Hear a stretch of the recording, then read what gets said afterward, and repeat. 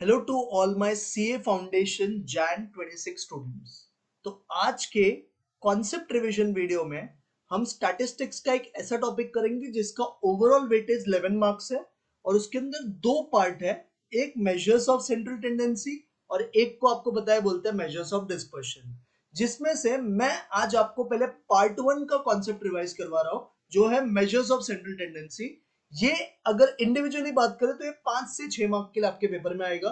फिर मैं आपको कल मेजर्स ऑफ डिस्पर्शन रिवाइज करवा दूंगा, वो भी 5 से 6 मार्क के अप्रोक्सीमेट आते हैं। बिकॉज दोनों अगर एक ही वीडियो में करवाओ तो ये वीडियो 50 मिनट का बन जाएगा, तो बेटर है एक एक पार्ट रिवाइज करते हैं। तो आज की वीडियो में समझ जाना।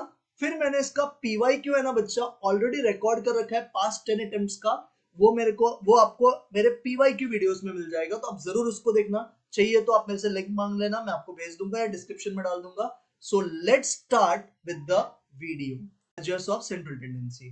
बच्चा एमओसीटी क्या होता है? एमओसीटी एक पर्टिकुलर पॉइंट होता है जहां पे सारे मीन्स कॉन्सेंट्रेट कर रहे हैं। तो अगर सारे मीन के वैल्यू एक पर्टिकुलर पॉइंट पे कॉन्सेंट्रेट कर रहे हैं उसे बोला जाता है सेंट्रल टेंडेंसी पॉइंट, और उसी पॉइंट से अपन पढ़ते हैं एमओसीटी। तो इसके तीन मेजर्स होते हैं, मीन, मीडियन, मोड, जो हम इस चैप्टर में पढ़ेंगे। नाउ बच्चा याद रखना, मीन सिर्फ क्वांटिटेटिव डेटा के लिए यूज होता है, जबकि मीडियन हो या मोड हो वो क्वालिटेटिव डेटा के लिए यूज होता है। Mean is used for quantitative data and median and mode are used for qualitative data. इसके बाद मीन है ना बच्चा, खुद तीन पार्ट में क्लासिफाई है, arithmetic mean, geometric mean, harmonic mean. इसको प्यार से हम बोलते हैं एएम, जीएम और एचएम। नाउ बच्चा जो एएम है वो मीन भी होता है, एएम और mean is one in the same. और ये बच्चा जनरल डेटा के लिए कभी भी यूज करना है तो एएम निकालो, for general data AM to be calculated. अगर आपको ओपिनियन को फ्रेम करना है तो आप मोड यूज करोगे। क्या यूज करोगे? मोड। ये हो गए कुछ थियरी पॉइंट्स। अब वो बच्चा पहला कॉन्सेप्ट मीन के ऊपर। सर मीन का बेसिक डेफिनेशन क्या होता है? मीन का बेसिक डेफिनेशन होता है sum of all observation divided by number of observation. क्या होता है? Sum of all observation divided by number of observation. इसको अपन बच्चा डिनोट करते हैं कैपिटल एक्स बार से। किससे डिनोट करते हैं? कैपिटल एक्स बार। और सबसे ज्यादा useful major of central tendency कोई बोला तो बोलने का मीन है। क्या बोलने का उसको? मीन है। अब तीन टाइप का डेटा होता है, सबने पढ़ा है, रॉ, डिस्क्रीट, कंटीन्यूअस। डिस्क्रीट या कंटीन्यूअस ऐसा डेटा होता है जिसके अंदर फ्रीक्वेंसी इन्वॉल्व होता है। जिस डेटा में फ्रीक्वेंसी का इन्वॉल्वमेंट नहीं होता है वो इंडिविजुअल या रॉ डेटा होता है। रॉ डेटा का मीन कैसे निकालने का? सबको ऐड करो तो summation X divide by N. What is mean का formula? X bar is equal to summation X divided by N. उसके बाद बच्चा अगर आपके क्वेश्चन में फ्रीक्वेंसी है तो डिस्क्रीट डेटा का मीन कैसे निकलता है? Summation f x upon summation f. क्या होता है formula? Summation f x upon summation f. तो कभी भी फ्रीक्वेंसी वाला क्वेश्चन आया you have to prepare 3 column, एक का नाम एक्स, एक का नाम एफ और एक का नाम एफ एक्स। और ये जो समेशन एफ है इसका मतलब है टोटल फ्रीक्वेंसी। अगर कंटीन्यूअस डेटा आया तो इसमें भी सेम ही चीज होता है बट इसके अंदर क्लास इंटरवल्स होते हैं। तो इसके ना दो मेथड होते हैं। एक होता है डायरेक्ट मेथड जो हमने डिस्क्रीट में फॉर्मूला पढ़ा same, summation f x upon summation F, जहां पे एफ का मतलब है स्टिल सेम टोटल फ्रीक्वेंसी, मतलब ये नीचे वाला एफ का मतलब टोटल फ्रीक्वेंसी और इसका मतलब फ्रीक्वेंसी। बट ये एक्स का मतलब बच्चा यहाँ पे होता है क्लास मार्क। क्या होता है इसका मतलब? Class mark. Sir class mark क्या होता है? जैसे 0 to 10 है तो इन दोनों को ऐड करके अगर तू 2 से डिवाइड करेगा ना तो तेरे को क्लास मार्क आएगा। What is 0 plus 10? 10। What is 10 का हाफ? 5। तो इसे हम बोलेंगे क्लास मार्क। क्लियर? बट कभी कभी ना आपको शॉर्टकट मेथड का भी पूछ सकता है, तो मीन यूजिंग शॉर्टकट मेथड का फॉर्मूला है a plus summation F D upon summation F into H. बोलो क्या है formula? a plus summation F D upon summation F into H. तो ये दो चीज आपको याद रखना है। इसके बाद बच्चा इसमें नेक्स्ट कॉन्सेप्ट है करेक्टेड मीन का। ये क्या होता है बच्चा? कभी कभी सब में हमको रॉन्ग मीन देंगे और बोलेंगे कि आपने गलती से ये ले लिया, आपको लेना ये चाहिए था, अब इसको करेक्ट करो। तो मैं आपको एक एग्जांपल से बताता हूं, आपको ऊपर वाला समझ जाएगा। जैसे कि 5 ऑब्जर्वेशन का मीन 40 है, आपने गलती से एक ऑब्जर्वेशन को 45 ले लिया, लेना चाहिए था 38। तो अब आपको कैसे इसको अप्रोच करना है वो सुनो, मैं टेक्निक बताता हूँ। जो आपने गलती से ले लिया उसको माइनस, उसके जगह पे जो करेक्ट आना चाहिए उसको ऐड। तो -45 प्लस 38, इसका नेट डिफरेंस बच्चा -7 है। इस डिफरेंस को नंबर ऑफ ऑब्जर्वेशन से डिवाइड कर, कितने ऑब्जर्वेशन है? 5। तो -7 अपॉन 5 इज -1.4। तो जो भी आपका अभी का मीन होगा ना वो इतने से कम हो जाएगा बिकॉज ये नेगेटिव आया। तो पहले का मीन 40 था, 40 में से -1.4 माइनस कर दो 38.6 आएगा। अगर ये पॉजिटिव आया तो पहले का मीन इतने से बढ़ जाएगा। Clear with this? यही इसका स्टेप है।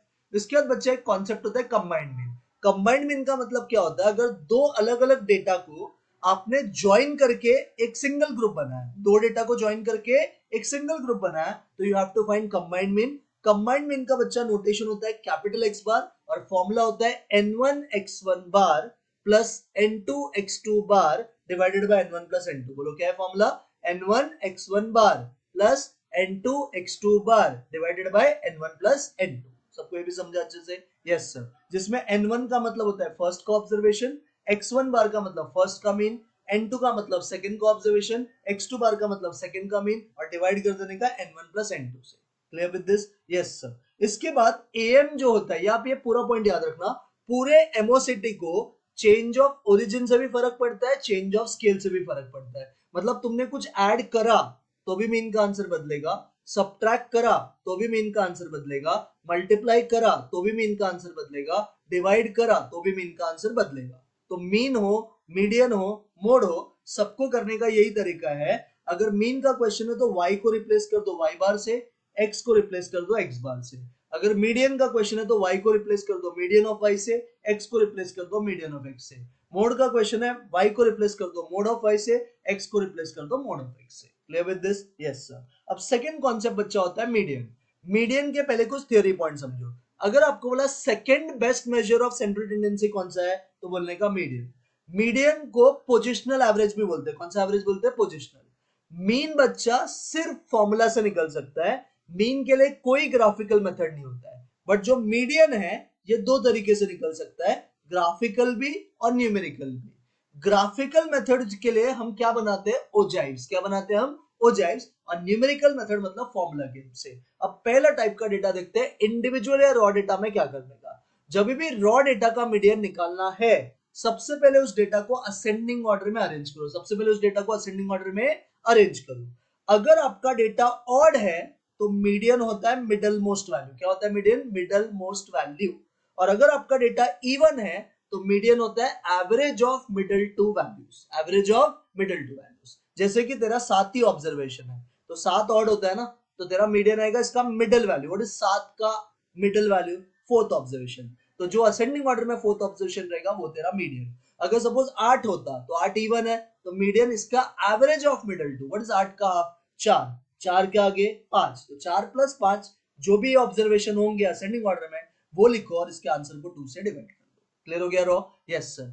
अगर फ्रीक्वेंसी वाला क्वेश्चन है मतलब डिस्क्रीट डेटा, तो डिस्क्रीट डेटा का भी बच्चा पहला स्टेप सेम है, अरेंज द डेटा इन कौन सा ऑर्डर? Ascending order. फिर इसमें कॉलम बनाने का जिसको बोलते हैं लेस देन सीएफ कॉलम। कौन सा column? Less than CF. Sir ये कैसे बनता है? एक कॉलम एफ का, एक कॉलम सीएफ का। जैसे 532 है, पहले 5 लिख, 5 में 3 ऐड करेगा 8, 8 में 2 ऐड करेगा 10। Clear with this? Yes sir. तो arrange the data in ascending order, prepare less than CF column और फिर मीडियन क्लास का फॉर्मूला यूज करना है आपको, जो फॉर्मूला होता है n+1/2 ऑब्जर्वेशन। क्या होता है? n+1/2 observation. इसका जो भी आंसर आएगा ना उसको आपको सीएफ में चेक करना है। कहां पे चेक करेगा? सीएफ में। जैसे कि सपोज मैंने निकाला है 90.5 है, तो सीएफ में 90.5 किधर है सर? 40 से बड़ा है क्या 90.5? Yes sir. 70 से बड़ा है क्या 90.5? Yes sir. बट क्या 100 से बड़ा है? नहीं सर। तो जिससे वो जस्ट बड़ा उसका एक्स का वैल्यू कितना है? 25। तो मीडियन का आंसर इज 25। क्लियर हो गया? और अगर कंटिन्यूअस डेटा है तो कंटिन्यूअस डेटा के कुछ स्टेप्स होते हैं। पहला स्टेप, चेक करो क्या आपका डेटा कंटिन्यूअस है या नहीं है। जैसे 0 to 10, 10 to 20 ऐसा दे रखा है तो ये कंटिन्यूअस है। बट अगर मैंने बोला 1 to 10, 11 to 20 तो ये कंटिन्यूअस नहीं है। तो पहले इसको कंटिन्यूअस बनाओ। कैसे बनाएगा? इन दोनों का डिफरेंस 1 का है। 1 का हाफ क्या होता है? 0.5। तो लोअर से 0.5 माइनस करो, अपर में 0.5 ऐड कर दो। तो पहले डेटा को कंटिन्यूअस बनाओ। सेकेंड स्टेप इसका भी सेम है, prepare less than CF column. कौन सा कॉलम बनाने का? सीएफ का। फिर बच्चा आपको ढूंढना है एमआई। क्या ढूंढेगा तू? एमआई। एमआई का फॉर्मूला होता है n/2। एमआई का फॉर्मूला n/2। याद रखना, जब रॉ और डिस्क्रीट करते हैं तो हम n+1/2 लेते हैं, बट जब हम कंटिन्यूअस करते हैं तो सिर्फ n लेते हैं। तो मीडियन का एमआई का फॉर्मूला क्या होता है? n/2। और एक बार आपको mi मिल गया तो मीडियन ढूंढने का फॉर्मूला आप इस तरह से याद करो, L plus H by f mi minus c f. बोलो क्या बोलेगा formula, L plus H by f mi minus c f, जहां पे L का मतलब होता है lower limit of median class, H का मतलब होता है width of the class, F का मतलब होता है फ्रीक्वेंसी, mi आपको ऑलरेडी मिला होता है, और CF होता है जो भी आपका मीडियन क्लास है उसका प्रीसीडिंग वैल्यू। कौन सा वैल्यू बच्चा, preceding value. Clear with this, yes sir. तो ये आपको फॉर्मूला याद रखना है, L plus H by f mi minus c. Clear with this, yes sir. अभी आओ प्रॉपर्टीज पे। जो भी मीडियन है उसको भी चेंज ऑफ ओरिजिन से फर्क पड़ता है, चेंज ऑफ स्केल से फर्क पड़ता है। अगर आपको इक्वेशन आया तो क्या करने का, y को रिप्लेस कर देने का मीडियन ऑफ y से, x को रिप्लेस कर देने का मीडियन ऑफ x। अब एक पॉइंट याद रख, अगर कभी भी डिविएशन मीन से लिया, अगर डिविएशन कहां से लिया, मीन से, तो उसका टोटल होता है zero. When deviations are taken from mean उसका टोटल इज बच्चा zero, but when deviations are taken from median उसका टोटल इज मिनिमम, उसका टोटल इज मिनिमम। तो अगर एब्सोल्यूट डिविएशन मीडियन से लिया तो समेशन आएगा मिनिमम, अगर एब्सोल्यूट डिविएशन मीन से लिया तो समेशन आएगा zero. Clear with this part, yes sir. अब बच्चा बात करते हैं कुछ इंपॉर्टेंट चीज और। मीडियन के अलावा और पार्टीशन वैल्यूज क्या होते हैं, क्वार्टाइल्स, डेसाइल्स, परसेंटाइल्स, ऑक्टाइल्स। क्वार्टाइल किसी भी डेटा को 4 इक्वल पार्ट में बांट करता है, बट उसका आंसर सिर्फ 3 निकलता है, Q1, Q2, Q3। Q1 को बोलते हैं लोअर क्वार्टाइल, Q2 को बोलते हैं मीडियन, और Q3 को बोलते हैं अपर क्वार्टाइल। ये है 25% डेटा, ये है 50% डेटा, और ये है 75% डेटा। और क्वार्टाइल का सम आएगा तो तेरे को फॉर्मूला बोल रहा है ni/4। जो mi का फॉर्मूला होता है ना, वहां पे लिख देगा ni/4 अगर कंटिन्यूस है। कंटिन्यूस नहीं है तो normal formula is i into n plus 1/4। अगर सपोज डेसाइल्स है तो डेसाइल्स किसी भी डेटा को 10 पार्ट में बांटता है, बट उसके सिर्फ 9 आंसर्स आते हैं, और इसका फॉर्मूला होता है ni/10। इसका पहला डेसाइल होता है D1, लास्ट होता है D9। ऐसे परसेंटाइल किसी भी डेटा को 100 पार्ट में बांटता है, बट इसका सिर्फ 99 वैल्यू से निकलता है। पहला परसेंटाइल होता है P1, लास्ट होता है P99। ऐसे ही ऑक्टाइल्स किसी भी डेटा को 8 पार्ट में डिवाइड करता है, बट उसके सिर्फ 7 वैल्यूज होते हैं, O1 से लेके O7। अब बच्चा Q2 ले लो, D5 ले लो, P50 ले लो, या O4 ले लो, ये सबका मतलब होता है मिडिल वैल्यू। तो ये सब बच्चा मीडियन के बराबर है। किसके बराबर है, मीडियन। तो median is equal to Q2 is equal to D5 is equal to P50 is equal to O4। Clear with this. उसके बाद बच्चा नेक्स्ट आता है मोड पे। अब मोड क्या है बोलता है बच्चा, जो फ्रीक्वेंसी सबसे ज्यादा बार रिपीट हो उसी को हम मोड बोलते हैं। मोड का सेकंड नेम नॉर्म होता है। मोड का सेकंड नेम क्या होता है, नॉर्म। मोड का नोटेशन होता है m0 या फिर z, m0 या फिर z। अगर क्वेश्चन आया रॉ डेटा का मोड कैसे निकालने का, तो रॉ डेटा का मोड होता है number repeated most number of time, data repeated most number of time. जैसे मैंने बोला 10 10 10 20 40, तो कौन सा नंबर सबसे ज्यादा रिपीट हुआ, 10, तो मोड आएगा 10। अगर सर ऐसा क्वेश्चन है तो 10 20 30 40 50, सर यहाँ पे हर एक नंबर एक ही बार है तो इसका मोड नहीं निकाल सकते। तो मोड कभी कभी यूनिकली डिफाइन नहीं भी होता है। सेकंड, अगर ग्रुप डेटा है, कौन सा डेटा है, ग्रुप मतलब फ्रीक्वेंसी वाला डेटा है, तो जिसका फ्रीक्वेंसी सबसे ज्यादा होगा उसका x का वैल्यू इज योर मोड। तो क्लास हैविंग हाईएस्ट फ्रीक्वेंसी, उसका जो x है वही तुम्हारा मोड है। और अगर कंटिन्यूअस डेटा है तो कंटिन्यूअस डेटा के अंदर आपको एक फॉर्मूला यूज करना पड़ता है। सब लोग मेरे साथ फॉर्मूला रिपीट करो। फॉर्मूला होता है L plus F1 minus F0 upon 2F1 minus F0 minus F2 into H। क्या होता है formula, L plus F1 minus F0 upon 2F1 minus F0 minus F2 into H। जहां पे F1 का मतलब होता है करंट फ्रीक्वेंसी, F0 का मतलब होता है प्रीसीडिंग फ्रीक्वेंसी, और F2 का मतलब होता है सक्सेडिंग फ्रीक्वेंसी। जैसे कि एग्जांपल देखो 0 टू 10, 10 टू 20, 20 टू 30। यहाँ पे मैंने लिखा 3 5 2। सबसे बड़ा फ्रीक्वेंसी बच्चा कहां पे है, 5, तो इसको तो बुलाएगा F1, ऊपर वाले को F0, नीचे वाले को F2। Clear with this. और ये बच्चा होता है L, क्या होता है ये, L सबसे लोअर वैल्यू, और इन दोनों का डिफरेंस होता है H जो कि 10 है। क्लियर हो गया ये कॉन्सेप्ट। हाँ सर, एक इंपॉर्टेंट पॉइंट समझो। सपोज ये 5 इधर होता तो सबसे बड़ा ये होता, सपोज ये 2 और ये 5, तो सबसे बड़ा ये होता, तो इसको क्या बुलाता है, F1। इसके पहले बच्चा कुछ नहीं है तो तेरे को F0 को क्या लिखना है, 0। जिसको तू नहीं निकाल सकता वो होता है 0। अगर मैं F2 नहीं निकाल सकता तो F2 0। अगर मैं F1 तो हमेशा निकाल ही सकता है, अगर F0 नहीं निकाल सकता तो वो 0, अगर F2 नहीं निकाल सकता तो वो 0। Clear with mode? Yes sir. और एक थियरी पॉइंट, जब भी आपको साइज के बारे में बात किया तो you should always use mode, always use mode. अब बच्चा आपको एक याद रखना है, relation between mean, median, mode. अगर आपका डेटा बच्चा सिमेट्रिक है, अगर आपका डेटा क्या है, सिमेट्रिक, मतलब सारे वैल्यूज कॉन्सेंट्रेट एक ही पॉइंट पे हो रहा है, तो in that case mean is equal to median is equal to mode, mean is equal to median is equal to mode. But अगर आपका डेटा मॉडरेटली स्क्यूड या असिमेट्रिक है, मॉडरेटली स्क्यूड या asymmetric है, तो in this we use an empirical relation. What is empirical relation? Mean minus mode is equal to 3 times mean minus median. क्या होता है formula? Mean minus mode is equal to 3 times mean minus median. बोलो, अगर data symmetric है तो क्या बोलेगा? Mean is equal to median is equal to mode. अगर डेटा असिमेट्रिक है तो क्या बोलेगा? Mean minus mode is equal to 3 times mean minus median. समझा? इसी फॉर्मूला को थोड़ा ट्विस्ट करेगा तो एक मोड का भी फॉर्मूला मिलता है, 3 मीडियन माइनस 2 मीन। क्या मिलता है? 3 मीडियन माइनस 2 मीन। तो ये भी तुम यूज कर सकते हैं। अब बच्चा इसमें एक चीज और याद रख, अगर मीन का वैल्यू मीडियन से बड़ा है, मीडियन का वैल्यू मोड से बड़ा है, तो इसको बोलने का पॉजिटिवली स्क्यूड। कौन सा स्क्यूड? पॉजिटिवली। बट अगर उल्टा है, मीन छोटा है मीडियन से, मीडियन छोटा है मोड से, तो इसको बोलने का नेगेटिवली स्क्यूड। क्या बोलेगा? नेगेटिव। ग्रेटर तो पॉजिटिवली स्क्यूड, लेस तो नेगेटिवली स्क्यूड, और इक्वल तो जीरो स्क्यूडनेस, तो symmetric. Clear with this? Yes sir. इसके बाद बच्चा सेकंड होता है ज्योमेट्रिक मीन। ज्योमेट्रिक मीन का सिंपल फॉर्मूला है nth root of the product of the observation. जितने भी आपके ऑब्जर्वेशन है सबका प्रोडक्ट करो और उसका nth रूट लो। कौन सा रूट लोगे? nth root. अगर आपको रॉ डेटा का जीएम निकालना है तो रॉ डेटा का जीएम कैसे निकालोगे? जितने भी ऑब्जर्वेशन है सबको multiply raise to 1 by n। जितने भी ऑब्जर्वेशन है सबको multiply raise to 1 by n। अगर आपका फ्रीक्वेंसी वाला डेटा है तो इसका फॉर्मूला होता है x1 raise to f1 into x2 raise to f2 into x3 raise to f3 dot dot dot dot dot xn raise to fn the whole raise to 1 by. क्या करने का? x1 raise to f1, पहले का observation पहले का frequency, दूसरे का observation दूसरे का फ्रीक्वेंसी, तीसरे का ऑब्जर्वेशन तीसरे का फ्रीक्वेंसी, चौथे का ऑब्जर्वेशन चौथे का फ्रीक्वेंसी, ऐसा करते जाने का और पावर में लिखने का 1 बाय n। ये n का मतलब बच्चा होता है टोटल फ्रीक्वेंसी। कौन सा फ्रीक्वेंसी? Total frequency. अब बच्चा जीएम के कुछ प्रॉपर्टीज होता है। अगर जीएम का लॉग फॉर्म पूछा, जीएम का कौन सा फॉर्म पूछा? Log form. तो लॉग फॉर्म ऑफ जीएम होता है anti log of summation log x by n. क्या होता है? Anti log of summation log x by n. वापस बोलो, क्या होता है formula? Anti log of summation log x by N.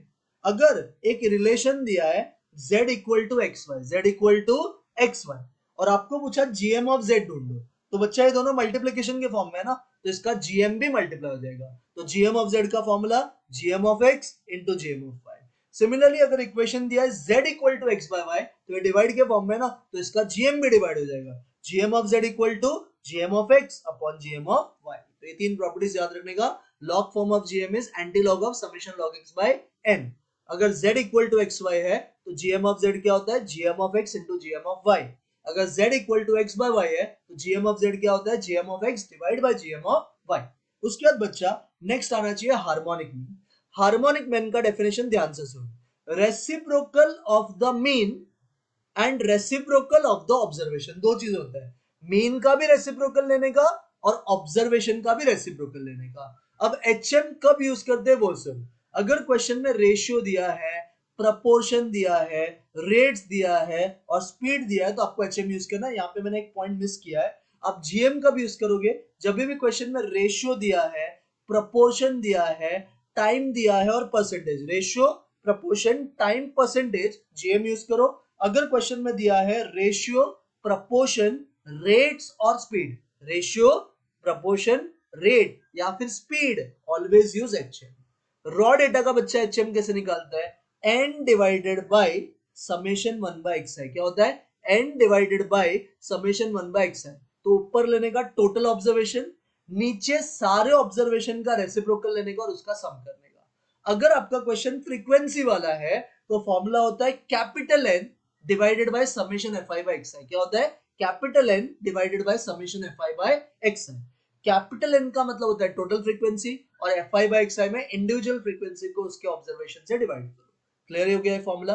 अब बच्चा कुछ इंपॉर्टेंट चीज, जैसे एक होता है कंबाइंड मीन, वैसे ही बच्चा होता है कंबाइंड HM। क्या होता है combined HM? What is combined HM का फॉर्मूला?